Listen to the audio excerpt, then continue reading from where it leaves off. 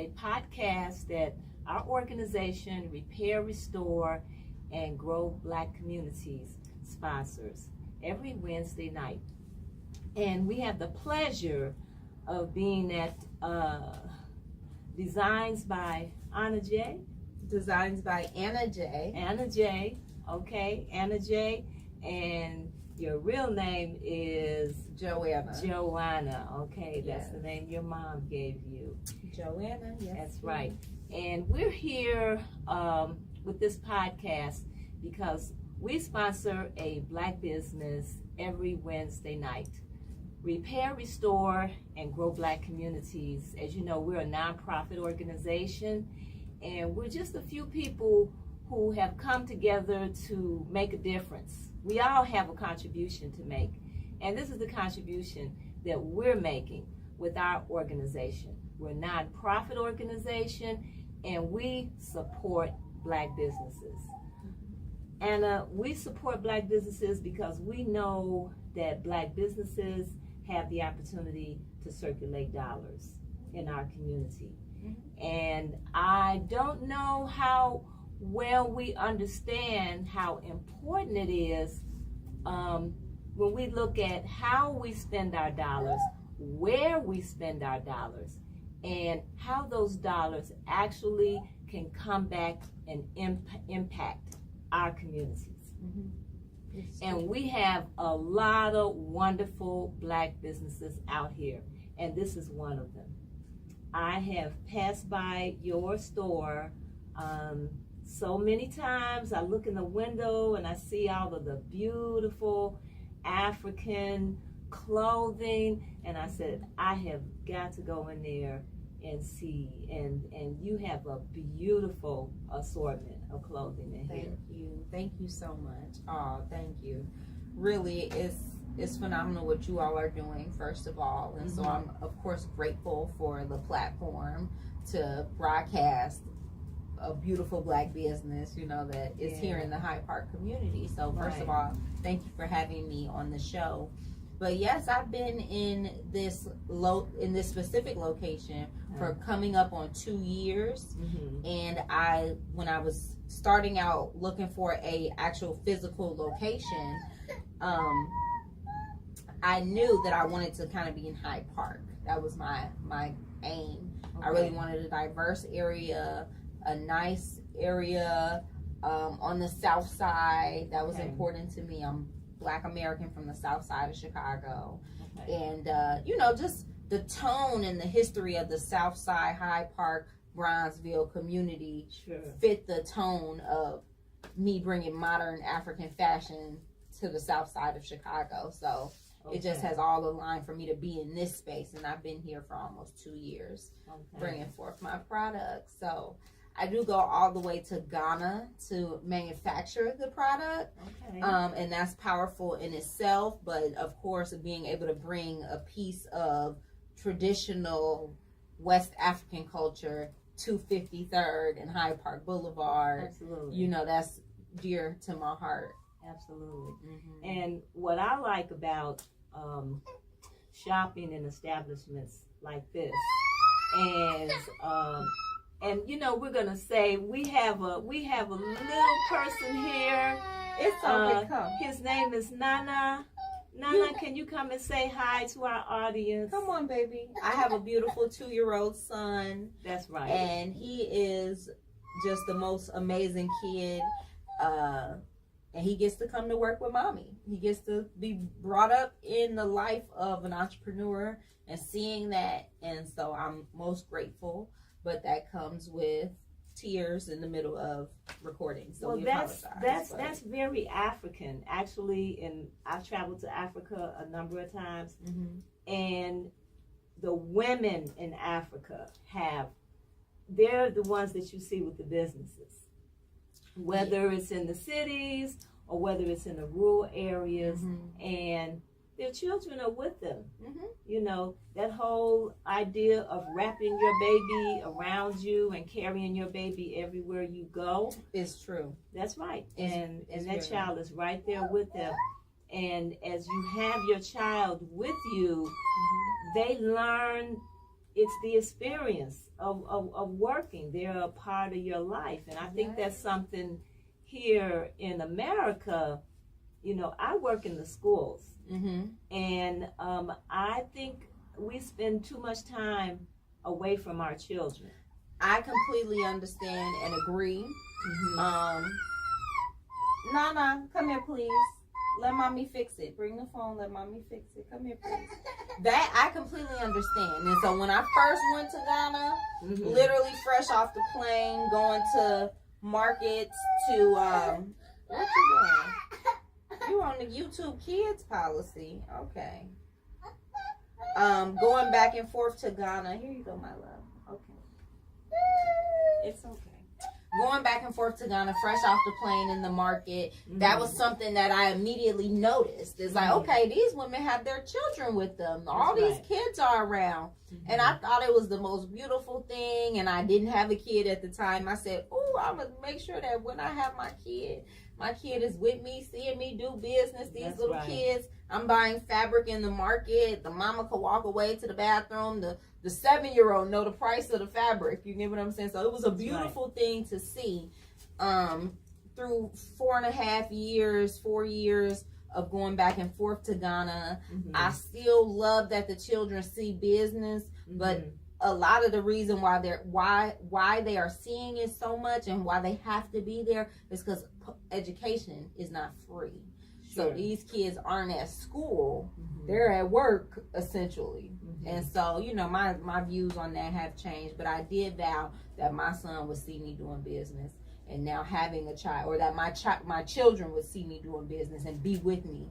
But now having a child and looking at it after years of going back and forth, I would love for those kids to be having public education that was quality, so they can fall in love with business because their parents are doing it, but they learning how to grow the businesses through academics. And so that's my prayer for, you know, the world's children and my son, that, you know, one day he takes I will that. say, out of our 80 podcasts, we have had a number of people right here in Chicago whose parents owned businesses when they were small, and they carried those businesses on.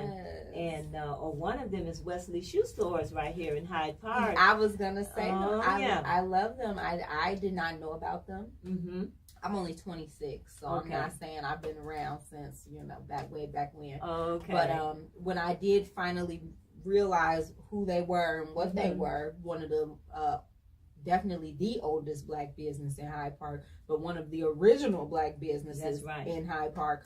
When I found that out, of course I bought a pair of super expensive shoes because we gonna keep us in the community. You know, even we have to go with the rent raises and whatnot, but they are a phenomenal shop, and I definitely love them. Have supported them since I found out about who they were. They were the trailblazers for me to be in this community. And he has taken, I'm sure his father would be very proud of where he's taken the business. They've been rated as one of the best shoe stores here in Chicago. You know, and he has definitely escalated the business. And so that's what that's what you're doing right here. Absolutely.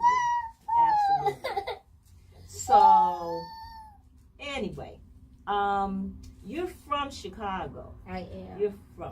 Have you always wanted to start a business? I would say that, as my mom would say, that as a young girl, I was very active in the sense of I knew how to hustle. I remember she would have she did a lot of census work, and so the census would give away free stuff. Basically, I would take the free stuff and go sell it to the neighbors, like, oh look, here's a calendar for the year, here's a phone book, and I would be walking around the neighborhood selling these things that she had extra of. So I've always been a hustler, go-getter. But fashion, no, I did not have this in mind when I went away to Illinois State to study pharmacy. You went to study pharmacy? I thought I was going to end up being a pharmacist. Interesting. Yes. Okay. I thought I would end up being a pharmacist. That was the aim. I ended up having an interest in public speaking and business, and so my major changed. Then when it became time to graduate, the question was, do you continue on a corporate path where I'd been taking internships, holding jobs and whatnot since high school in the corporate industry? Did I want to continue to do that, or what was I going to do? And I just became obsessed with YouTube videos on how to sew. Okay. So I would be in my college dorm room, just watching these YouTube videos on how to sew. And then I bought a sewing machine and started teaching myself to sew. And once you start sewing, that shows you that you can really buy any fabric that you want. So I would see, oh, it's okay. Come on, let's get it to work. I would see the beautiful African prints in the fabric store for sale. And I would just be drawn to them, like, okay, let me figure out how I can make this fit my look. I mean, a college student, I really wanted to dress sassy, you know, young in a way, and I wanted to make my own clothing. But how could I turn this non-stretchy kind of traditional African fabric into that? Because now I'm drawn to these colors, but I'm not finding it in the shop to where I can just buy it and it be sassy. It was kind of old school in my opinion, but I can buy the fabric and make it how I want it. And so that's how it kind of started. I was just making myself outfits that I thought were sassy, fun, flirty, and incorporating African fabrics because I was drawn to them at the fabric store. So you like the fabric. I like the fabric. You wanted to create your own style. Okay. Because I'm from the south side of Chicago, so I'd gone to the African Fest all my life with my parents. You know, we aren't from Africa, but I mean we are from Africa, but we aren't directly can say my grandmother's from Ghana, my grandfather. Sure. We don't have that knowledge or whatnot. So I didn't have that, but I was drawn to these fabrics. And I just wanted to make them sassy, and the stores didn't have that. And what about your friends while you were in college and you were making these clothes? I would say that the clothes were my friends in college, to be honest. You know, I was not really a social butterfly. I mean, I've always been a good person, a nice person, honest person. But as far as just having groups of friends, I kind of fell in between everybody. You know, I could mix and mingle with everybody, but having like best friends, I don't think I really had that. Did any of them gravitate towards some of your styles? Yes, so that's what broke me out of a bit of a shell, because people would now see me wearing these bold, different outfits, and I became the I can place a custom order with her kind of person. Like, like, let me shop with her. You know, the girl that wore the modern African wear that was always making something. It became like a challenge for me to make new outfits on a daily basis, to just wear something new and different. And then people would say, oh, can you custom make this for me, or make me one of what you have? And so while doing that in college, that sparked me to say, and I can dress nice and people can pay me. Sure. Well, I think that's wonderful, and I think it's given the style of clothing that's out now, which is basically leggings and a top. We have that too. Okay, so you have that too, and then you can go other places with your style. See, I come from a different generation, and people had their own styles of clothing that they like, and so getting clothing made for men and women was a big thing. You know, men would get their pants made; they called them tailor-mades. They'd have their shirts made. They had their suits made. I've heard. I have a few, old school people who tell me, like, back in the day, we would go to Barbara Bates and we would get everything made, and have to wear custom wear. And that is how my business started.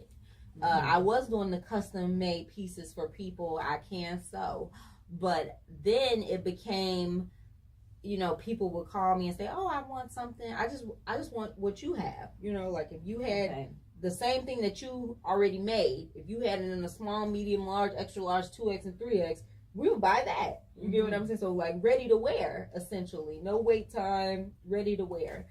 And so I knew that I was the one doing my manufacturing. I would go buy my fabric from somebody who'd already imported it to the U.S., essentially, like these African shops, essentially. I would go buy fabric from them and then do the sewing, and it would take so long to make multiples, like to make 200 dresses of the same dress. Like, come on now, that's going to take a long time for a college student who's supposed to be focused on school, And so I decided that I would set my mind to making a set number that I was calling mass producing. It was probably like 50 pieces or something. I'm going to take 3 months, make these 50 pieces, and then I'll sell them over the summer at like the Bantu Fest, the African Fest. I set the projection that I'd be able to sell these 50 pieces, and that'll make me this amount of money, and I would be happy, and life would be good. So like what happened? It was. Yeah, that's exactly what happened. And that showed me I can't sit around and do all of this sewing anymore, because it took me 3 months to make 50 pieces and 1 event to sell out of those 50 pieces.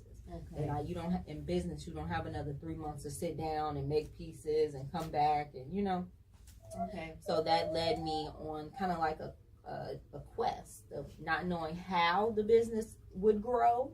Because anytime I mentioned that this would be my business to somebody, they would say, well, how is it going to grow?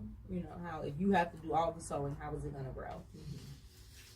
And through the works of things I can't control, I met a Ghanaian designer who makes beautiful, beautiful clothing. You met that person here? I met her here at the Chicago African Fest. Shout out to Mama Yvonne X Clothing. Y'all should definitely check her out. She makes some beautiful, beautiful clothing, and I saw it, and it was unique, and it was like nothing I'd ever seen before. And she invited me to her home and said, you can come and visit me in Ghana and kind of see how this is done, because she said she did her own production. I don't know what that means, looking here, seeing hundreds of pieces, all beautifully done, all sized properly. And she said she does the production. I have no idea what that means. I'm 1 minute out of college, essentially, and I don't know what that means. But the fact that she had invited me, I am a go-getter and have been. I said, I'm coming. I bought a plane ticket, went to Ghana, and the rest was history. So she took you to Ghana, and so now she has the sewing done there. So she is a designer, and so she is very much high level. Has a factory of 30 people that she employs on a day-to-day basis who do her sewing off of her designs. So that was beautiful to see, and I would never not be appreciative of her showing me that. But no, she did not say, here go my tailors, you use them. I had to go through and through working with not her tailors, but people who she was able to say, you should test this person, or here, go to this area in the market, all these women sew, you should go and test them. Like she opened up the door by giving me a place to sleep in a country that I've never been, and a person to know in a place that I've never been. But did she flat out say, here's my staff, work with them? No. She brought you into but the industry. But she definitely led me to positive people. She also didn't just say, here, you in the country now, so she showed me several things that I would definitely not take for granted. But did she give me her sauce? No.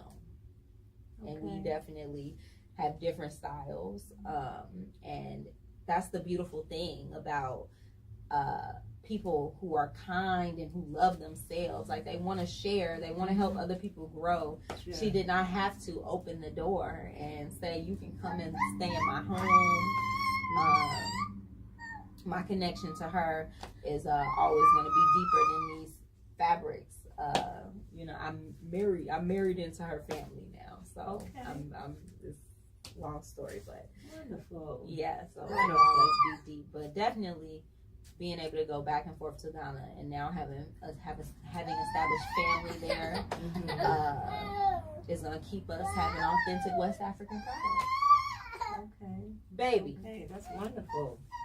So, would you consider yourself a designer? Do you do a lot of designing? I do. I am a designer. Okay. So I have always liked fashion, but as far as me learning how to sew and actually designing, that started when I decided I wanted to mass produce. Okay. Because it's one thing to make one piece and it's nice, it's a one-on-one.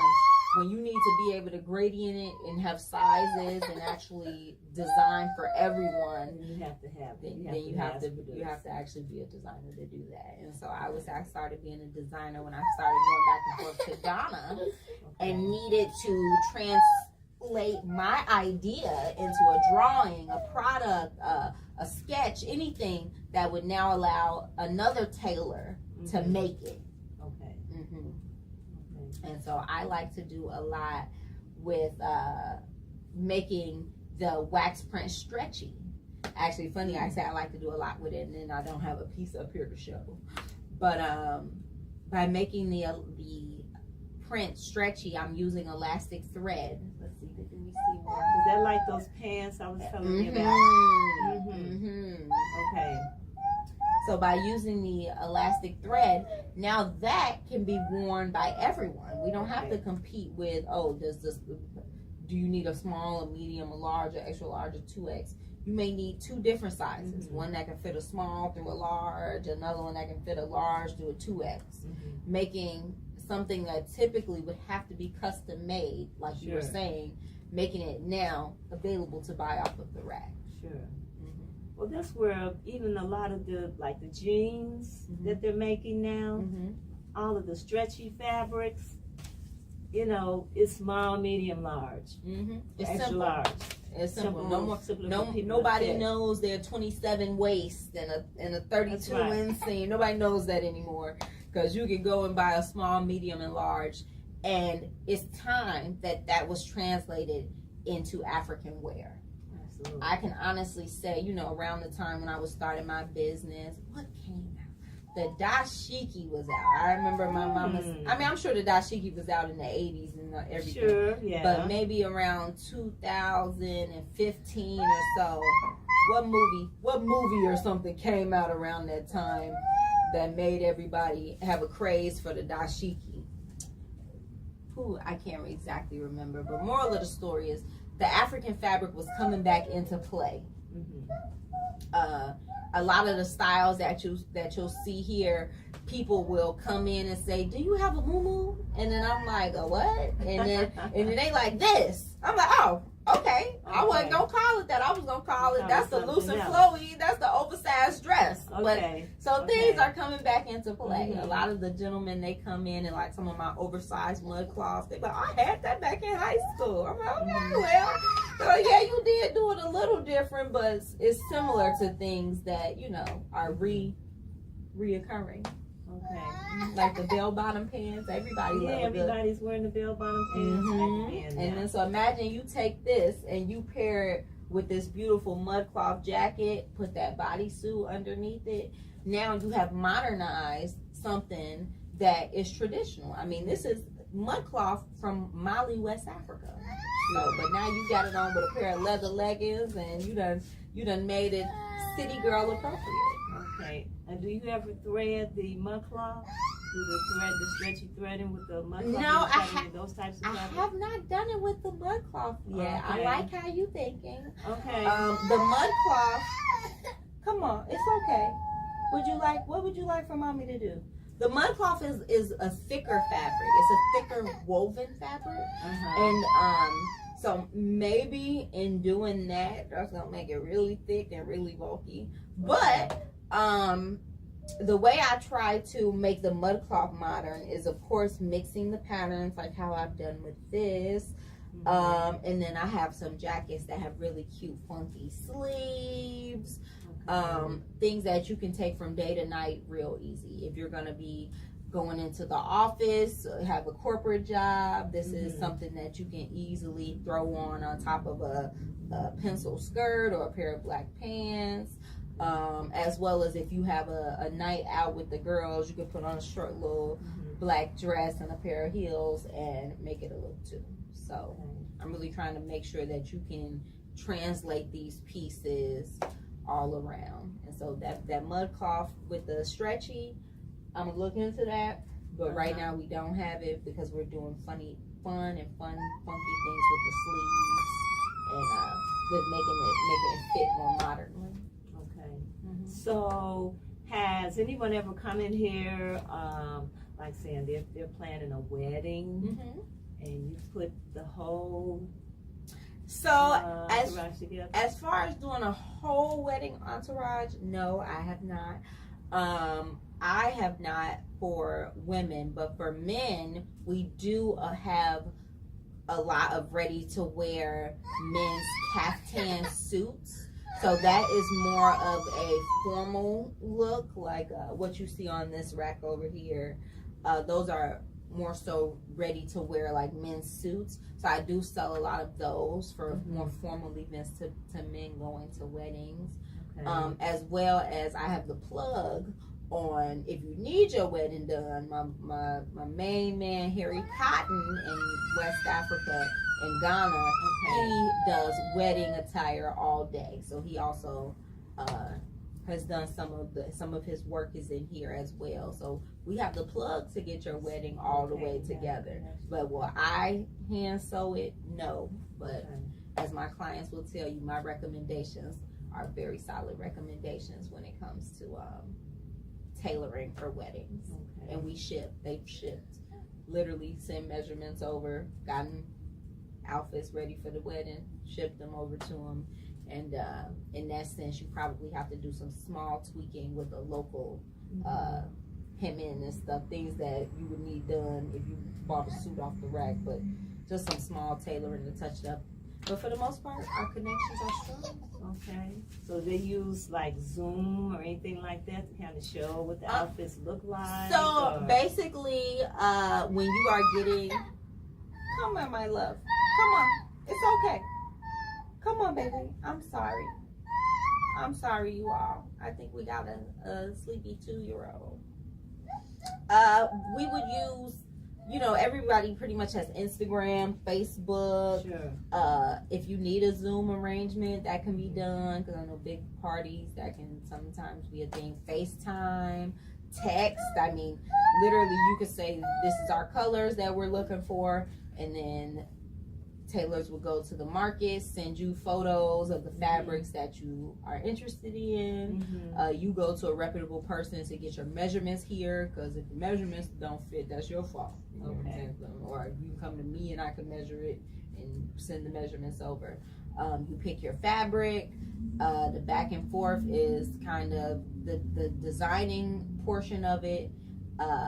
For somebody who's not a designer, that part is a little bit tricky sometimes, because you have to be able to express what you want. You have to be able to paint the picture in somebody's mind, and or come with a picture of something and say, I like the sleeve off this, but I like the neck off this, but I want the design to be like this other photo, or you have to be able to patch things together. And so that's what makes you a designer, when you can come up with that concept that satisfies the client off of what they're asking, but then you put, of course, as the tailor who's making it, he's gonna put his own special touch to it, and very quality finishing for wedding wear.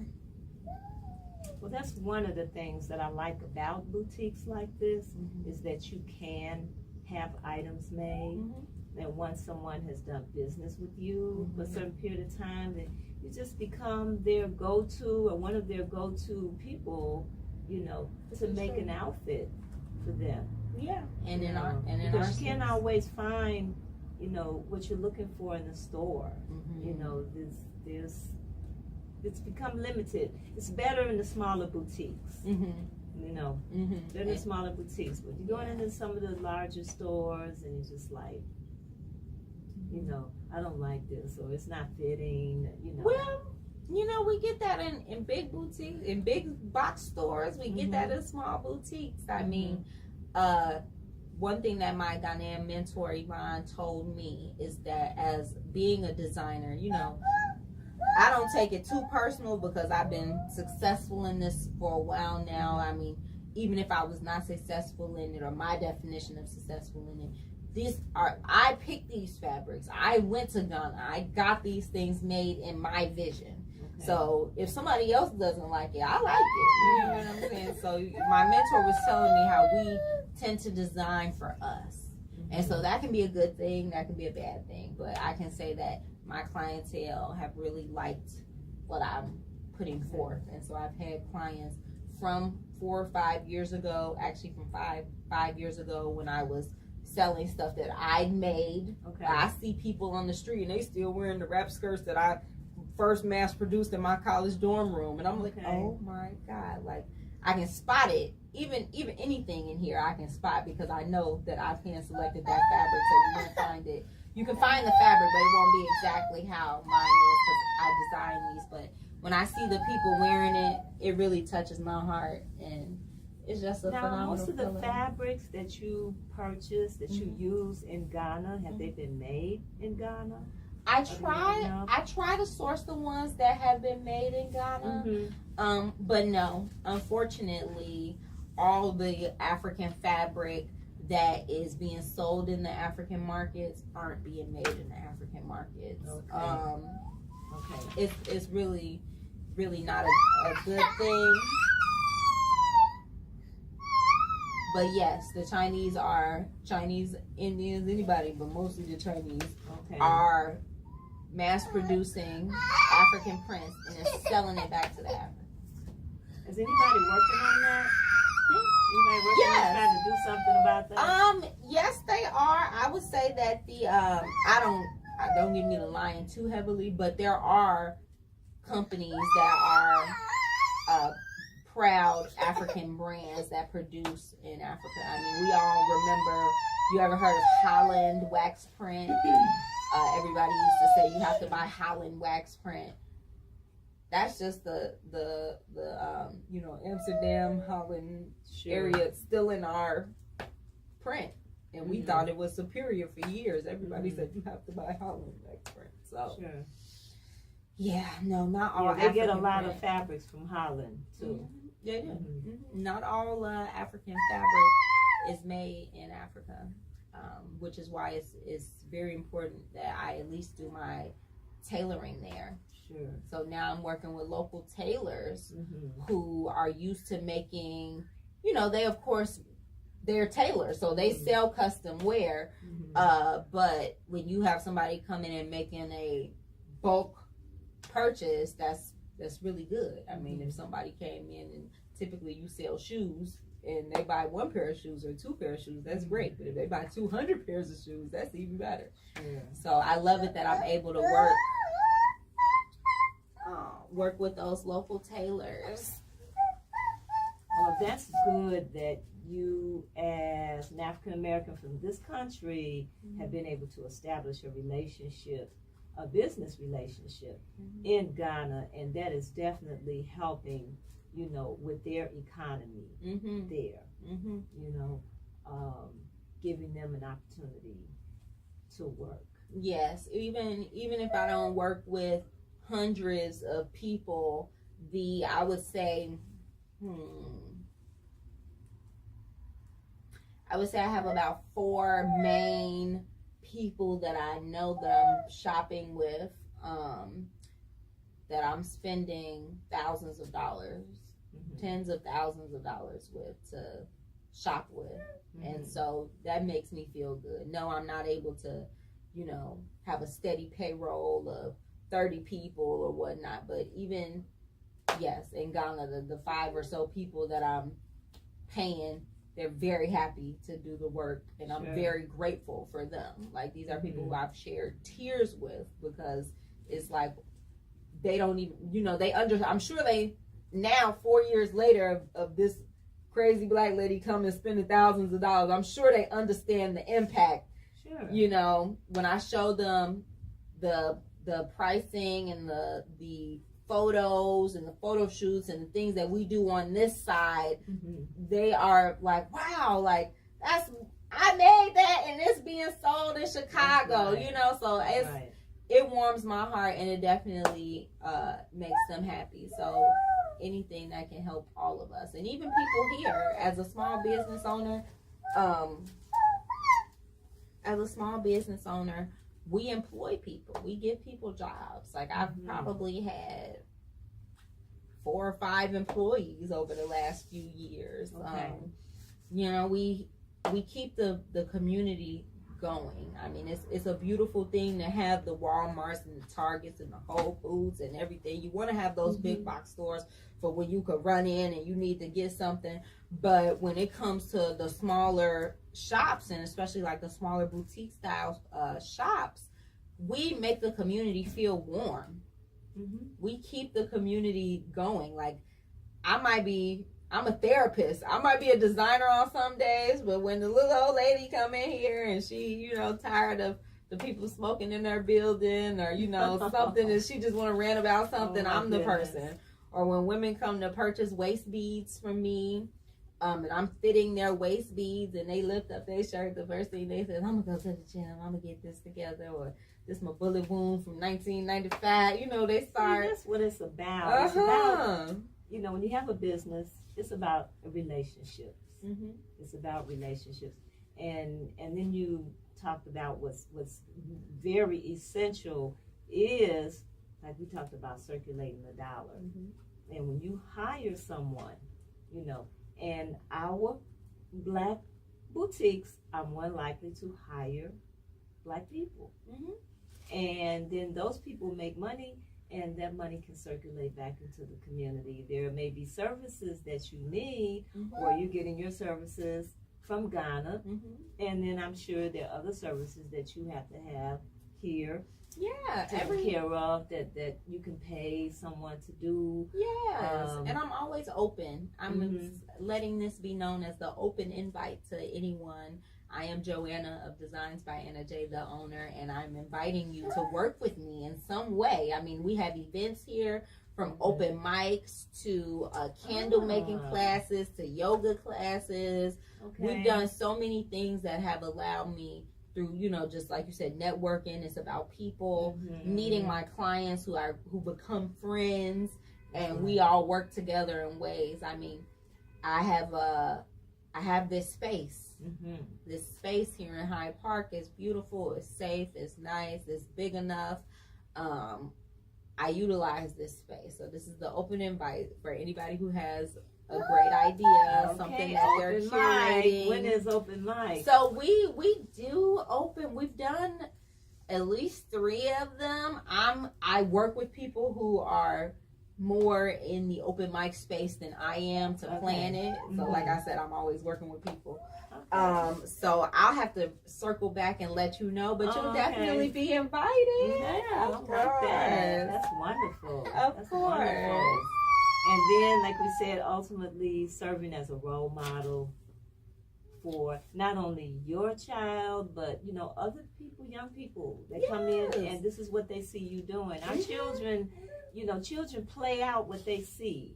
You know, as they're growing up, what you see, a lot of children playing, that's their experience. You know, if you see a lot of violence in their play and in their behavior, that's part of their experience. I agree. And so you're offering a positive experience. You're offering a possibility, you know, for being able to become an entrepreneur.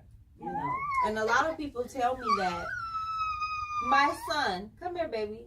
A lot of people tell me that, especially when they're like, you know, how old are you? And I'm like, I'm 26, and they're like, you've been here 2 years. You've been running this business. Yes, anything is possible, you all. Don't let your age or, you know, your race or anything, your sexuality, nothing. Don't let anything stop you from going. Don't let your mama, don't let your cousins, don't let nobody. If you have a vision, you can go for it. And yes, our small businesses represent that. And that's why we fight to keep our small businesses open. I mean, we have good years, we have bad years, we Sure. have good days, bad days. We literally just survived a pandemic. Sure. Life is definitely not perfect, but you can do anything that you put your mind to. And so That's right. if people take anything from my business, it's that Joanna Davis did what she put her mind to. Okay. And you went from pharmacy to this. But that's how college is. Mhm. You know, Mhm. people go to college and you think you want to be You don't a know. pharmacist. You and didn't you're watch just your coming parents up with work. You you're didn't coming up know with nothing. something that you Mhm. think would be a good occupation. But then along the way, you have to find your passion. Mhm. Mhm. And you found your passion. Yes. Yes, and I'm And grateful. you went for it with all of the nays and the whatever that you could have, Mhm. you know, fallen into. Mhm. You didn't do that. No, and I would advise that you all don't either. Every day is hard, don't get it twisted, but it's a lot harder when you're doing something that you don't enjoy. That's right. I believe. I think that I would not want to be doing anything much different than what I'm doing right now. Mhm. Of course, living it, I see things I can do better, but having the confidence to walk and do what I want to do is something that I think we all should have for sure. So if you got something going and you want to switch up, do it. You can do it. Just put your plan in order. And that's even something to say, because a lot of us start businesses without a plan, Sure. aka somebody in college. Sure. But along the way, you'll kind of develop your strategy, and it'll always evolve. Like, I'm in a retail space right now, but I very want nice retail space. Thank you. It took up until 30 seconds ago to get it like this. Okay. but now I want to grow in the online space. Okay. Mhm. Sure. Yeah. So I mean, again, you can set your goal to something, set your path to something, hit it, maybe not hit it, and then things kind of change direction. Like, Mhm. I'm definitely gonna maintain a retail location, but growing online is the way to go. How many of us went to a shopping mall this Christmas season? We all That's just right. went on Amazon. So Yeah, that's the first thing everybody says is Amazon, right? so Mhm. let's build up our But we have Black black businesses businesses on We have Am- black businesses but you on can sell on Amazon. Amazon. That's right. You can sell on Amazon. Mhm. There, I'm look for Designs by Anna J on Amazon. I'm working on Okay. it, so you can sell on Amazon. You can sell. Mm-hmm. I'll leave it at that. Anybody can curate their own plan on how they want to sell, but we need to be thinking for the future. Sure. And, Now, let me ask you this: you're getting a lot of fabric and doing a lot of business in Ghana. mm-hmm. Have you thought about any of the other African countries? Yes, Okay. I have. Which I have. ones? Well, first I would like to hit the ones in West Africa. Okay. So Mali, Sierra Leone, Nigeria. Mhm. I really want to hit the West African countries Okay. while I'm already on that side. Okay. It's trial and error. I mean, Mhm. every time I go, I am working with the same tailors, but when it comes to mass production, you really want things to be kind of Mhm. top notch. So when I get some time and a little bit more money under my belt, I would love to travel around West Africa and test out new tailors. I mean, it's not a Mhm. 1 week, 2 week process. It's not a send an envelope of money in the mail, send a cash Sure. app. It's not that. It's literally, I go for weeks at a time, go to a tailor, give them my design, work with them through how to recreate it, see their recreation of it. Is it good? Okay. Half the time it's okay, but we can tweak it a little. Mhm. You just see what I'm saying? So go back and forth on that process. Now, can we move forward? And if you can make one, can you make 100? Now, do you sell your designs? Do I sell it to them for them to Mhm. recreate? Mhm. No, I don't. I Okay. don't. And honestly, I don't. Somebody could steal it. But Sure. I have not sold it to them because most of the time they think that my designs are weird or funny or like, you know, it's not something they were even thinking about doing. You know, that's the artist part when of it. you travel through Africa, you'll see different styles of dress. You know, and that's kind of been the art recently. Everybody wants to say who's taking somebody's art, who's stealing their design. You can only make a shirt so many ways. You can only make a dress so many ways. You can only draw a picture so many ways, in my personal opinion. So, but I wouldn't go out and deliberately steal somebody's work. But that's what I'm going to do. I'm going to be inspired by another culture's way of using the fabric. Like in Ghana, when I go to Ghana and I see the ways that they already utilize these African prints, I'm like, oh, I may like this about it, but I'm gonna add this to it. So I would go to these other countries and see what makes their country special, learn a little bit about their culture and what makes what they're doing special, and then think about how I can maneuver that to be wearable on 53rd and Hyde Park Boulevard. Okay. So I always pay homage to them for utilizing their culture, or, you know, utilizing the culture. But my whole thing is, how can I make it unique, modern, and my vision. Now, I noticed you have hats. Are these your designs as well? Yeah, so the mud cloth hats are. I designed those to match the jackets. But then a few of the other pieces are not. I have my brother's brand up there, Marley Boy Apparel. I have Sister Sonora, who she does beautiful crowns, crocheting. She's phenomenal. So I do sell other people's brands in my shop. So it's not all. It is not all mine, but most of the pieces I have designed. Okay.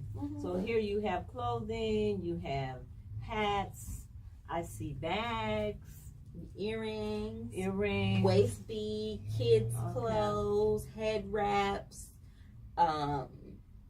mud cloth, easy lounge wear, things to wear to the club, things to wear for a wedding, the most comfortable chairs on the south side of Chicago to sit in. A beautiful kid, a nice personality. We have everything here. Did you see a beautiful kid, a nice personality? Little Nana. Yes. Yeah. Wow. And so, one other area that I noticed that I would like to see, you know, take on some development, and that's around shoes. Okay. And I know they have the sandals, you know, in Africa. And I have seen some Africans, I believe there's a Liberian brand that started to make some shoes, you know, and handbags here in America. Well, they're made in Liberia, but they're selling them here in America. So that's another area I think is very essential. You know, is that we get into that shoe market. It is. I mean, that. With that being said, think about all the businesses that could be owned by us and manufactured on the continent of Africa. Absolutely. Shoes, toilet tissue, exporting fresh produce, underwear. What's something that doesn't even need to be exported out of African country? What's something that they use? Chocolate. They really take the the wild thing. I think that they're doing in Africa, and that they are doing in Africa, is they are taking the raw material, shipping it out to manufacture it, and then shipping it back in to sell it to the people. Okay. So that's all the way backwards. Yeah. So some money. So that's all the way backwards in most people's opinions. So if Africa could be producing some of the things that they are utilizing, like let's have a big car company coming out of Africa. Let's have a huge shoe company coming out of Africa. Let's have a huge franchise of stores. We ain't heard of no franchise of restaurants. Maybe Nando's, that's South Africa. Mm-hmm. You know, the chicken spot. You know, let's have huge franchises that are owned, that started in African countries. Let's have those expanded all around the world. I would love to see it. And Mr. Nana. That's why I'm raising Mr. Nana to be the leader that I want him to be. My son is half Ghanaian. Okay. So I'm doing all this hard work, and I feel like laying the foundation, showing him, being a good parent, for him to be able to have a better future, and then he can go and take over the kind of stride for a better Ghana, you know? Okay. And so what is your address here, your location here, and then your website? Yes. People can, So, somebody's looking for something, you know, or have some questions they want to ask you. so my website and business, everything is Designs by Anna J. The website will be designsbyannaj.com. So designs with an S, regular spelling, by B-Y, Anna, A-N-N-A-J. So Designs by Anna J, just the letter J.com. I'm sorry, y'all. It's okay. We gotta get out of here. Designs by Anna J on Instagram, Designs by Anna J on Facebook, or you can always catch me at the shop 5309 South Hyde Park Boulevard, Chicago, Illinois 60615. We are in Hyde Park. If you all are familiar with 53rd Street, we're not on the side where Chipotle is and where the Silver Room and all those other fabulous places are. We're on the side by the lake. Oh, I'm so sorry. Okay, well, family, I think we're about to close this interview. And what are your hours? I want to get that in too, so people know when you're here. I'm here Tuesday through Saturday, 11 a.m. to 7 p.m. But I'm at designsbyannaj.com 24/7. Wonderful, wonderful. Well, this has been a very enlightening conversation. This is very entrepreneurial. I am so happy that you made a connection with the continent. Yes, I'm in happy Africa. I made a connection with you. Oh, thank you. Thank you. I mean, this is where all of the resources are, you know, in Africa. And so you've gone there and you've made a connection there, and you're growing here. You have a wonderful business here, and this is what's happening. This is what it's about. I appreciate you. And so, family, I do want to let you know, we do a book giveaway every month. Okay. One of our subscribers wins a book. Okay, that's beautiful. We're great proponents of reading. We support our black bookstores. We once had 22 black bookstores in Chicago. We went down to 2, but now there is a resurgence. Good. There's a resurgence of books. Good. And a lot of wonderful authors out here. And so we feature a black bookstore every month. And this month, there are 2 ladies. One was a teacher, and one a principal. Okay. And they started writing children's books. Ooh. So one does the illustration and the other does the writing. They're beautiful books, and they were on our podcast last month. And so they have 2 books, Don't Run from the Sun, and that's the start of our day. The 2 books that they wrote. And so they're with ASA, A-S-A Books. Come on, don't cry. ASABooks.com. You can locate them at 917-806-5090. And we are giving those books away as a set this month. So all you have to do is subscribe to Repair, Restore, and Grow Black Communities at rrgbc.org, and you will become eligible to win that set of books. As you know, we announce our winner at the last podcast of each month. Okay, I have to make sure I do that because Absolutely. my baby needs some new books. We love to read to him. And support Black businesses. Support Black businesses all the time. Although we know this is the holiday, and many of you are just spending an insane amount of money out here. And you need to be spending your dollars with our Black businesses. Yes. She has wonderful attire here that could be selected as gifts at this establishment. We have thoroughfares of Black businesses on 87th Street, on 79th Street, on 75th Street, on the south side, in Bronzeville, on 53rd Street. There are a number of Black businesses.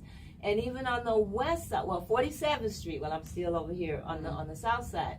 But then you go to the west side, out there in the Austin area, on Chicago Avenue, there's another thoroughfare of Black businesses. So there's no excuse. And books are always good gifts. You can't lose with books. And so we ask that you please support our Black bookstores, support our Black bank, the Southside Community Federal Credit Union, that is located at 55th and Wentworth. They've been out here for over 20 years giving loans, mortgage loans, personal loans, car loans, financial literacy classes to the community. And in order for them to thrive, they need you to create accounts. Yes. So we ask that you support our businesses and then go to Save Black Businesses, Save Black Bookstores in Chicago at change.org and sign the petition, because we want our Chicago public schools and our public libraries to give contracts to our Black bookstores. So those are some of the things that we're doing. And we're going to say good night because I think Nana is ready to go. Yes, these kids who come to work, they get ready to go home. All right, but this has been a wonderful talk with you. It really has. And I want to thank you for taking your time tonight. Oh, thank you for having me as a guest. Absolutely. Of course, we were going to make this happen. This is phenomenal. And yes, support Black businesses, shop small this holiday season, and come see me at Designs by Anna J. I love y'all. All right, thank you.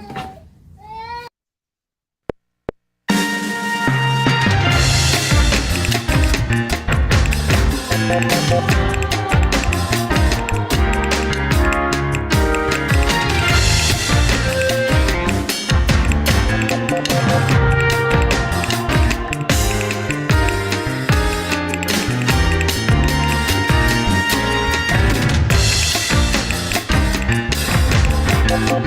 you.